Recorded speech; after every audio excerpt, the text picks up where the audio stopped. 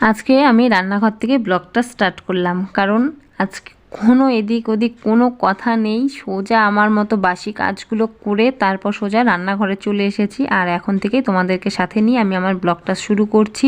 তোমরা সবাই কেমন আছো? আশা করি সবাই ভালো আছো, সুস্থ আছো। তোমাদের সুস্থতা কামনা করেই আজকের ব্লগটা স্টার্ট করলাম। তো সকালে রান্নাঘরে সোজা চলে এসেছি, কারণ আজকে আকাশে স্কুল আছে। যেহেতু সকালবেলা ও 10টার দিকে স্কুলে বেরিয়ে যাবে, তো সেই জন্য তাড়াতাড়ি মানে কি কাজ করব, এদিকে ঠান্ডা, এদিকে স্কুলে তাড়াহুড়ো, তো সব কিছু মিলে একদম পুরো কি বলবো অবস্থা একদম খারাপ হয়ে গেছে। তো এদিকে রান্না করে নিয়েছি, আমি ভাত করেছি, তারপর আলু ভাজা করেছি আর একটা তরকারি সবজি করেছি।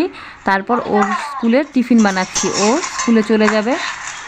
তো এই যে দেখো এখন আকাশ বেরিয়ে পড়েছে, 10টা বাজে, অনেকটা দূরে স্কুল, তো সেজন্য আগে থেকে বেরিয়ে যাচ্ছে। তো রাস্তাতে করে টোটো করে যাবে, টোটো ঠিক করে দেওয়া হয়েছে। তারপর এদিকে আমি সব জামা কাপড়গুলো ধুয়ে দিয়েছিলাম। তো এত মানে ঘুরে এসে এত জামা কাপড় জমে গেছে কি বলবো। ঘুরে আমরা কবে এসেছি, তারপর থেকে কিন্তু একদম ধোয়া কাচা কিন্তু লেগেই আছে। আর এদিকে তো ঠান্ডা, কুয়াশা, কি বলবো এত পরিমাণে কয়েকদিন কুয়াশা পড়লো। তার মধ্যে আবার সৃষ্টির সঙ্গে আমি, যেহেতু সৃষ্টি ব্যামে গেছিলো, তো তোমরা তো দেখেইছো ব্লগগুলো, তো ওর সঙ্গে সঙ্গে আমিও কিন্তু চলে গেছিলাম। তো সেই জন্য জামা কাপড় কিছু আর কি ধোয়া হয়নি। তো সেই জামা কাপড়গুলো আজকে ধুয়েছি। কালকেও রোদ্রু উঠেছিল, আজকেও দেখছি যে না সকাল সকাল রোদ্রু উঠে পড়েছে। কিন্তু তো এরকম যদি রোদ্রু কয়েকদিন থাকে তাহলে তো ভালোই, ঠান্ডা একদম কুয়াশা আর ভালোই লাগে না। ঠান্ডার দিন খুব বিরক্তকর। তো রোদ্রু উঠেছে, তো খুব ভালো লাগছে। রোদ্রু উঠতে দেখবে মনটাও কিন্তু ফ্রেশ লাগে। তো যাই হোক, আমি জামা কাপড়গুলো ধুয়ে দিয়েছিলাম, তো এগুলো শুকিয়ে গেছে। এখন এগুলো আমি ভাঁজ করে সব আর কি আলমারিতে রেখে দেবো। তো এই সোয়েটারটা আমি রাখবো না, এটা বিকেলবেলা লাগবে, ঠান্ডা যেহেতু আছেই, তো বিকেলবেলা লাগবে। যেগুলো আর কি তোলা জামা কাপড় সেগুলো আমি একদম শুকিয়ে, এখন মানে শুকিয়ে গেছে, ভাঁজ করে এখন এগুলো তুলে রাখবো। তো এদিকে আকাশও নেই বাড়িতে, ও আসবে সে বিকেল 4টার দিকে, অনেকটা লেট হয়ে যায় স্কুল থেকে আসতে আসতে। তো কি করা যাবে বলো, বাচ্চা কাচ্চারা এখন স্কুল পড়াশোনা শুরু হয়ে গেছে। তো তোমাদের দাদাভাইও কাজে চলে গেছে, এখন আমি বাড়িতে একা একাই আছি, আর এদিকে আমি কাজগুলো করে নিচ্ছি। তো কথা বলতে বলতে দেখো জামা কাপড়গুলো কিন্তু সব গোছগাছ হয়ে গেছে।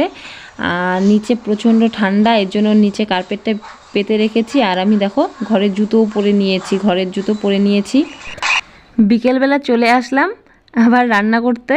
তো আজকে এখন বানাবো আমি মোমো, কারণ দুপুরবেলা ভাত খেতে একদমই ইচ্ছে করছিল না। আর একা ছিলাম, একা একা না ভাত খেতে একদমই ইচ্ছে করে না। আর তোমরা তো জানোই আকাশ স্কুলে গেছিলো, তো ও এসেছে 4টার দিকে, তোমাদের দাদাভাইও বাড়িতে ছিল না, ও এসেছে 3:30টার দিকে। তো সেজন্য ভাবলাম কি যে এত বেলা হয়ে গেছে আর ভাত খাবো না, কারণ ভাত খেলেই এখন ঠান্ডা লাগবে। তো একদমই ভাত খেতে ইচ্ছে করছিল না। তো তোমাদের দাদাভাইকে বললাম যে তুমি শুধু সসটা কিনে নিয়ে আসো, আর ঘরে তো সব কিছু ছিলই, বাঁধাকপি, ময়দা সব কিছু ঘরে ছিল, তো শুধু সসটাই ছিল না। তো বললাম যে তাহলে তুমি আসার পথে সসটা কিনে নিয়ে আসো, আমি আজকে মোমো বানাবো। তো ব্যাস এখন মোমো বানাতে বসে পড়েছি। আর আকাশ যেহেতু শুনেছে মোমো বানাবো, তো ব্যাস আমার মতো ও মোমো পাগল। আমি যেমন মোমো খেতে পছন্দ করি, তেমনই আকাশও মোমো খেতে ভীষণ পছন্দ করে।